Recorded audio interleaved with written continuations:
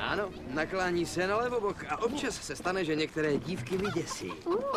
Ale slibuju vám, že zklamaný nebudete. Co to je? To je ona? Černá perla. Ta není moc velká. Miláčku, to je člun. Moje loď je nádherná a rychlá. A velká.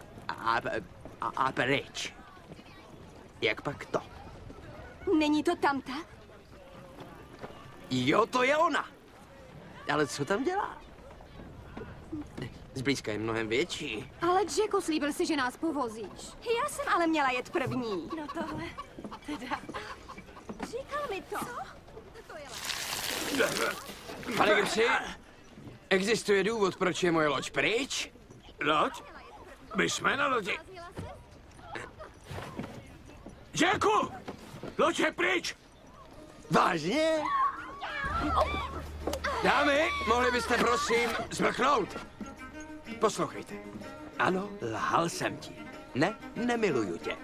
Jasně, vypadáš v tom tlustě. V Bruselu jsem nikdy nebyl. Ta zvířátka jsou lumíci. A mimochodem ne, s pisárem jsem se nesetkal, ale mám rád pizzu. A to všechno je dokonale bezvýznamný vedle toho, že moje loď je zas jednou v prachu. Kapiš to?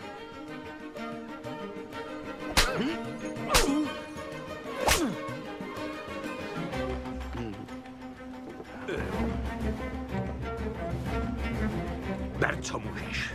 A nic nevracej. Řekněte nám, co víte o mořských želvách? Mořských želvách. Povím vám o Jackovi Pye.